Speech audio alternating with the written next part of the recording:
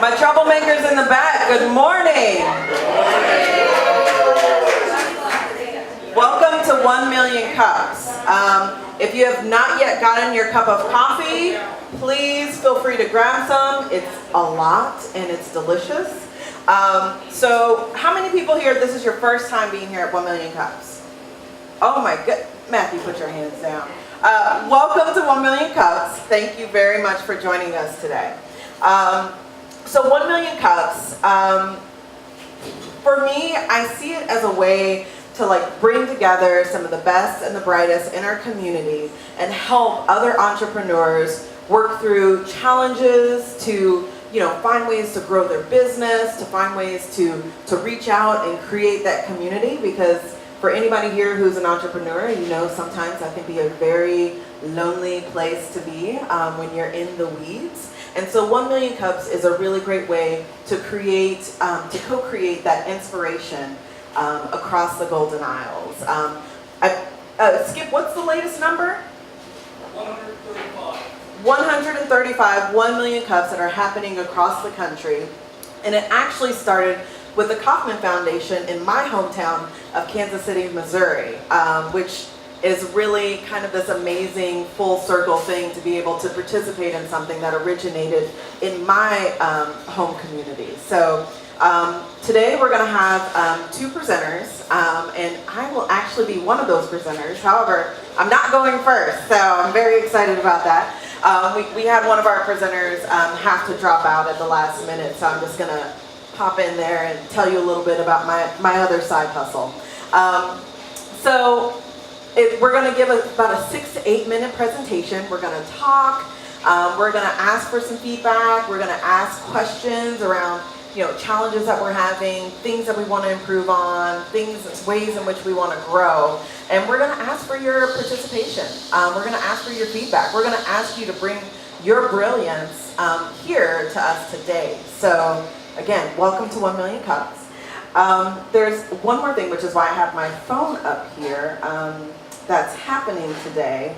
Sorry, Skip, I totally lost it. But there's going to be an SBA coastal meeting that's happening at the Chamber of Commerce starting at 10:30. And I think it goes for an hour and a half, in which the chamber is just a quick hop, skip, and a jump across the street over there. So I wish we had somebody from there to talk about what it's going to be, but just know that that's happening today. As soon as you finish your after event conversations, you can head right on over there and have some more conversations with other business owners. So right now I'm actually going to pass the mic to Angela, and she's going to tell you a little bit more about her venture here in the Golden Isles and share her brilliance.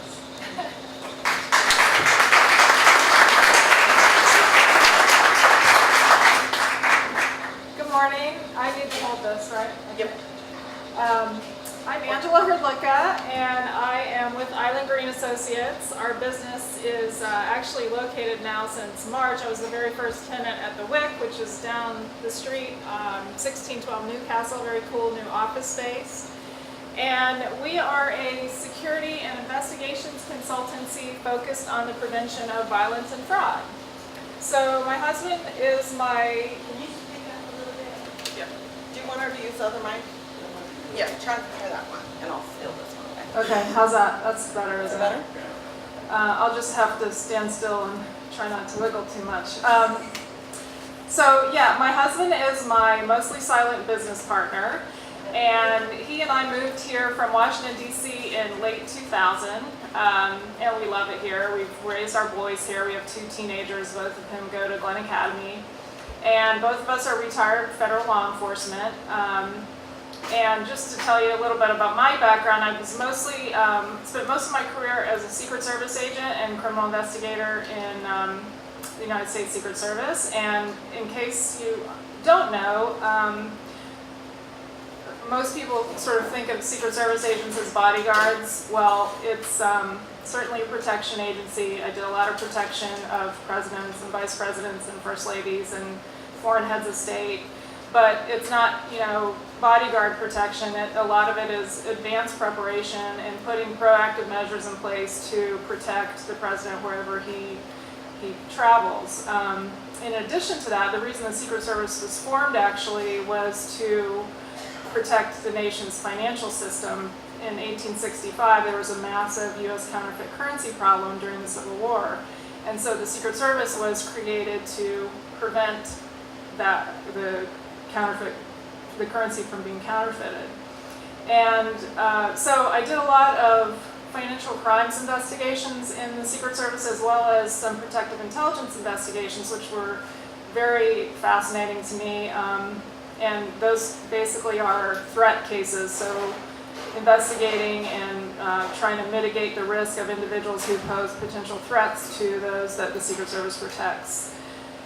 And then my next career in federal law enforcement was within the Inspector General community. So I was the director of the Inspector General Criminal Investigator Academy, and the Inspector General community consists of 73 federal offices of Inspectors General who are tasked with preventing and detecting fraud, waste, and abuse in our government, in and against our government's programs and operations, which there's no shortage of, unfortunately. So plenty of job security in that role.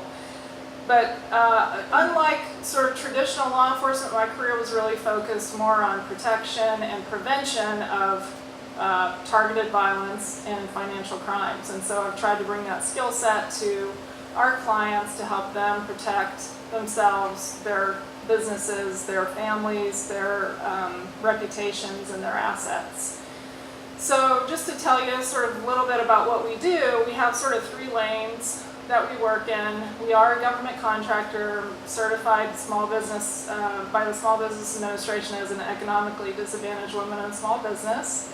And in the government contracting realm, we do some law enforcement consulting, and we also help schools with the prevention of targeted violence and the establishment of threat assessment programs in schools, and training campus police how to identify dangerous individuals and try to prevent targeted violence.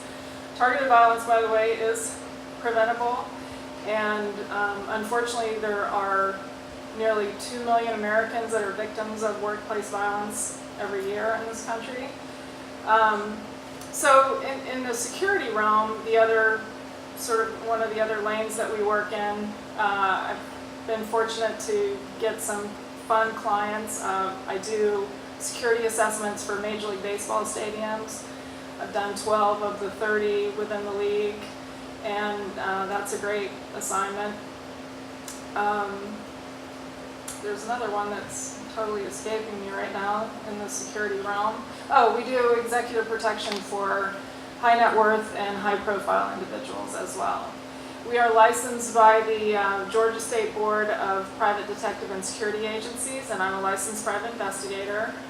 We provide investigative support for the Department of Homeland Security and some private individuals locally, not a whole lot, less than a handful of attorneys locally, helping them to locate people and ascertain whether or not someone who's claiming to be severely disabled due to a workman's comp claim or an accident is actually so. We have as private investigators that are licensed, we have access to databases where we can search information that others can't, get, such as credit reports and tax records and criminal records, which is really, helpful information for individuals and business owners when they're trying to make decisions as to whether they want to engage in a business relationship with someone. Have they been evicted? Have they declared bankruptcy? Do they have liens against them? Are they, delinquent on their taxes? Do they have violent criminal history? And just to give you an example, you may have seen in the paper a couple weeks ago, there was a unfortunate incident in Charleston involving a former Sea Island chef. He had moved down to Charleston and was an executive chef at at a restaurant on King Street and was shot and killed by a disgruntled employee who came in and killed him in the restaurant. And if that establishment had done some, due diligence and done a quick and easy background screening of their employee before they hired him, they would have likely opted not to do so because the individual did have significant violent criminal history and some mental history. And so not only, is there a fatality in the situation, but that business will certainly go under for a variety of reasons, not the least of which is that the family will likely sue. And in those types of cases, juries are awarding, settlements in the millions of dollars. So there are, lots of ways that businesses and individuals who want to protect themselves can do so. And so that's sort of what we try to do at Island Green Associates. Our tagline is avoid the traps and hit your targets. And that's really all I have. So thank you so much for listening.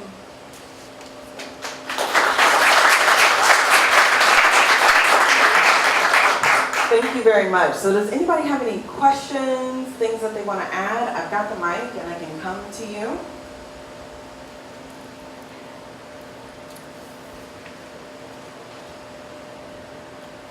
What would you suggest when a company has to terminate someone and we know that Taco party! Taco party! Taco party! Taco party!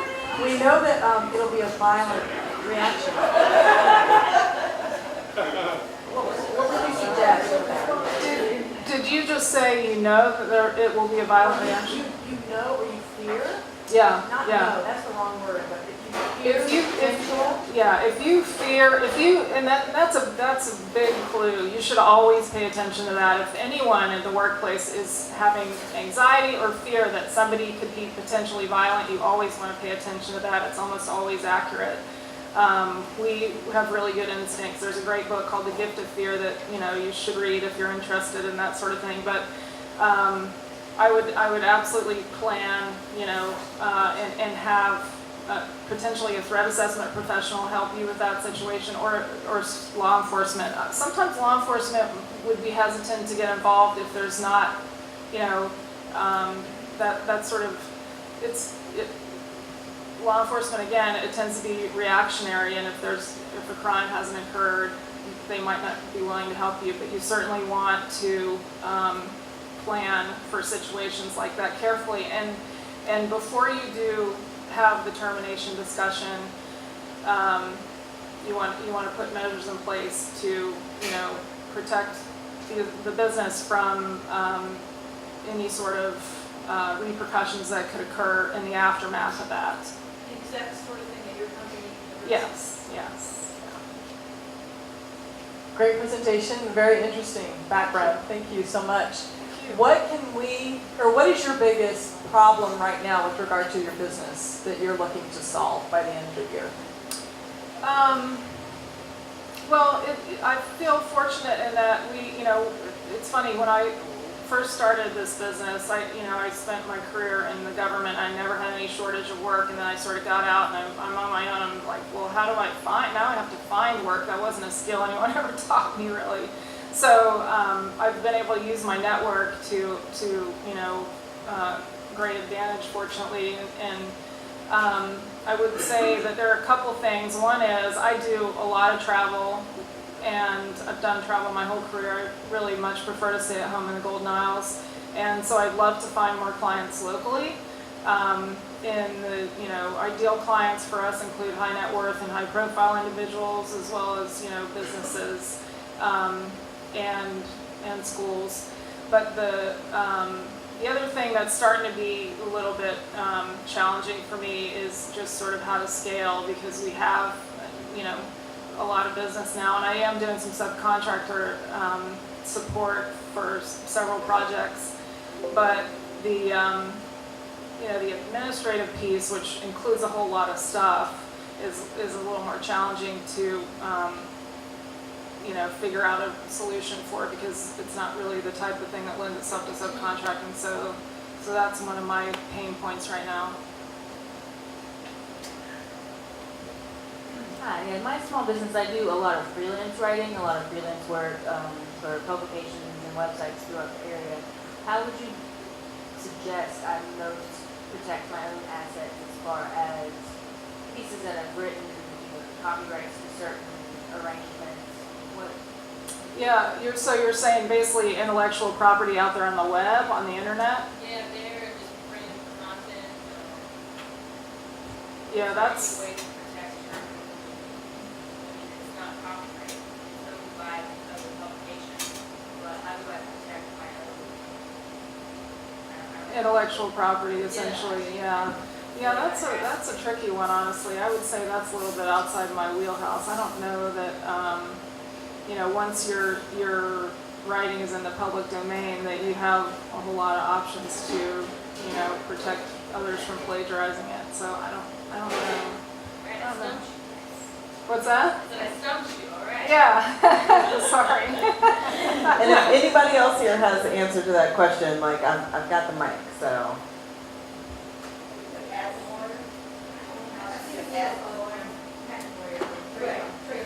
You'd have to copyright 15-year it. career that I've had doing this, so I just didn't know how much protection I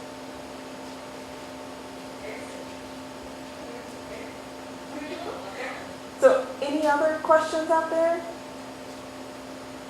Thank you all so much for listening, and I spread some business cards around if anyone would like one. You can probably find one on the table. So thanks so much. Have a great day.